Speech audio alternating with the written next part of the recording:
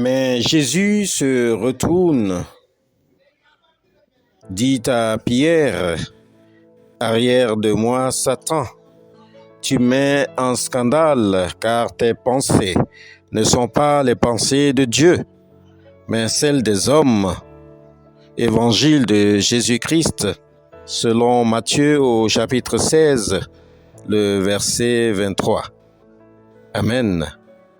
Comment chasser les pensées négatives?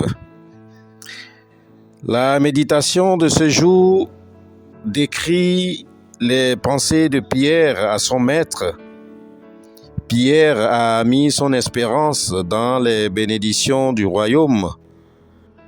La mort de Jésus signifie donc la fin de son espoir. Il n'avait pas encore saisi la portée de la mort et de la résurrection de Jésus-Christ. Mais ce n'est pas seulement l'amour de Pierre pour son maître qui le fait parler, mais aussi la voix secrète du malin en lui. Bien-aimé dans la foi. Mais pourquoi Pierre devient-il du coup Satan par sa pensée? En effet, ses propos visent à empêcher le Seigneur d'accomplir sa mission salvatrice pour l'humanité, encore sous l'emprise des ténèbres.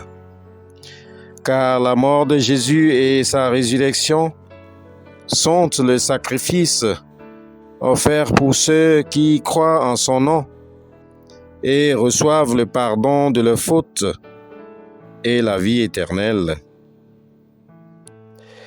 Si les pensées négatives de Pierre suggérées par Satan sont mises en application, l'accomplissement des desseins éternels de Dieu serait compromis et l'œuvre de la croix serait vaine.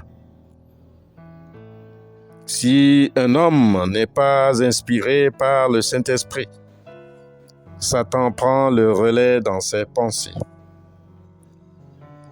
Ma sœur, mon frère en Christ, le diable t'approchera sous l'aspect d'un frère bien-aimé, d'un parent, d'un ami ou d'un compagne pour corrompre tes bonnes pensées, pour corrompre tes projets d'élévation et tes réussites. Son objectif, c'est de te détruire et de détruire toutes bonnes œuvres dans ta vie. Par le Saint-Esprit, tu es capable de détecter ces genres de ruses et de les combattre en toute autorité par la foi. Tu dois comprendre que toute pensée négative visant à te décourager ou à te détourner du bon chemin ou de la volonté de ton Dieu est un projet de Satan, même si cela provient d'une personne proche.